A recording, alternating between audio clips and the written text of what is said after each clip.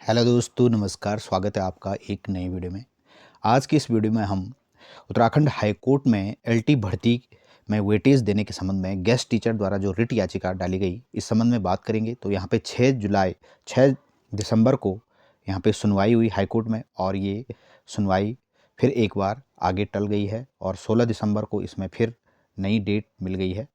तो यहाँ पे देखते हैं रिट पिटिशन नंबर 2024 और इसके साथ 4 रिट याचिकाएं और जुड़ी हुई हैं जो गेस्ट टीचर को एलटी भर्ती, सीधी भर्ती में वेटेज देने के संबंध में यहाँ पे डाली गई है।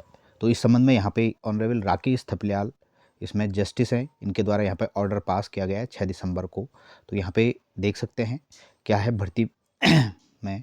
सबसे पहले यहाँ पे देख सकते हैं schedule pertains to the quality marks for the teachers in the intermediate situation, एक क्लाउज यहाँ पे है। दूसरा है यहाँ पे under the heading B pertain to the educational qualification which pertains 2 marks for each year for the experience imparting education in the secondary classes and maximum 25 marks। तो यहाँ पे गेस्ट टीचर द्वारा प्रत्येक साल 1 वर्ष के एक्सपीरियंस का 2 मार्क्स यहाँ पे मांगा गया है, और जो मैक्सिमम होगा 25 मार्क्स का वेटेज यहाँ पे गेस्ट टीचर मांग कर रहे हैं। दूसरा यहाँ पे learned standing counsel submits that vacancy as advertise by the UK triple SSC are required to filled up as per the criteria stipulated in the schedule D of the regulation 2019। तो यहाँ पे 2009 की नियमावली के अकॉर्डिंग यहाँ पे जो भर्ती आई थी, तो यहाँ पे यूके ट्रिपल एसएससी की इस नियमावली में यहाँ पे वेटेज का कोई भी प्रावधान नहीं था। दूसरा पॉइंट है यहाँ पे UK triple SSC filed the counter affidavit enclosing the copy of the requisition and relevant rules. In the requisition there is no reference of the rules which govern the recruitment to the post advertised. However, the counter affidavit rules of the 2014 Uttarakhand Subordinate Education Trained Graduate Category Service Rule 2014 notified on 19 February 2014 have enclosed Priyanka Agrawal, learned counsel for commission, doctor Kartikeya Harigupta and mister Aditya Pratap Singh, learned counsel for who are appearing for the interveners submit that recruitment to the post advertised by the UK SSS are governed by the rule। तो यहाँ पे जो UK SSS की भर्ती हुई थी, ये 2014 के नियमावली के रूल से गवर्न हुई है। और यहाँ पे दिया गया है they submit that rule 5(1) clearly stipulate that 60% of the post of the assistant teacher required to be filled by the way of direct requirement. तो यहाँ पे जो एलटी की भर्ती होती है, जिसका रूल 5 ये कहता है कि 60% यहाँ पे जो सीधी भर्ती के माध्यम से 60% पद भरे जाएंगे, और जो 40% का वेटेज है ये यहाँ पे एक्सपीरियंस टीचर को दिया जाता है। They further refer the Rule 9 which pertain to the preferential qualification. They submit that in the view of Rule 5 and Rule 9 of 2014 the recruitment shall be made by the way of the written examination, not on the basis of the criteria stipulated in Schedule D of the regulation of 2009. They submit the 2009 regulation which were framed by the invoking the power confirmed by the Section 24 of the Act number 6 of 2006 have nothing to do with the recruitment process initiated by commission। तो यहाँ पे दिया गया है जो rule 5 है, rule 9 है, यहाँ पे सीधी भर्ती में जो वेटेज दिया जाता है 60% सीधी भर्ती के लिए पोस्ट रिजर्व होती है, और 40% यहाँ पे टीचिंग एक्सपीरियंस टीचर को के लिए रिजर्व होती है। Doctor Kartikeya Harigupta, learned counsel for intervener at this juncture also raise one more issue that these petitions are not maintainable since petition or these petitions have participated in selection process and once they participate in the selection process they cannot challenge the selection process।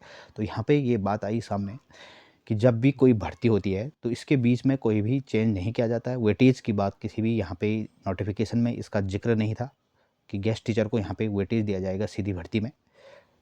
The argument as advanced by the Mr. Gupta are thoroughly misconceived and are not acceptable in all these petitions. The petitioner are not praying for quashing of the advancement, but they are asking for weightage on the basis of criteria grant of quality marks as stipulated in Schedule D 2009 में यहाँ पे weightage का प्रावधान है। Therefore the argument as advanced by the learned counsel for the intervener are outrightly rejected. Now only question which required to be examined whether the regulation framed in 2009 by invoking power confirmed by section 24 of the act number 6, particularly the procedure with regard to grant of the quality marks as provided under schedule D of said regulation are applicable in respect to recruitment to the post advertised by UKSC.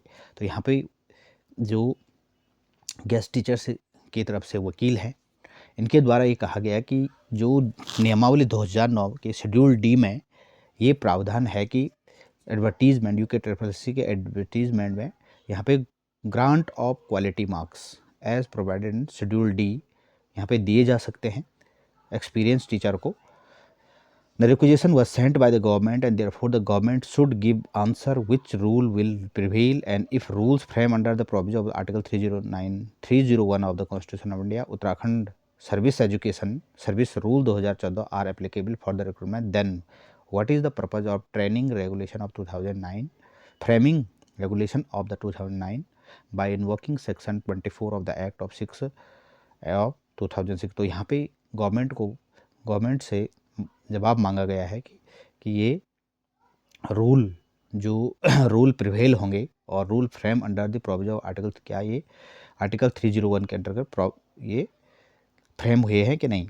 The another question which has to be answered by the state is while the requisition sent to the commission, why there is no reference of rule and why is requisition incomplete, which is placed by the commission in counter affidavit. The requisition in fact is very valuable document on the basis of which recruitment took place, and without disclosing the statutory rule in the requisition primarily revealed that the requisition was defective.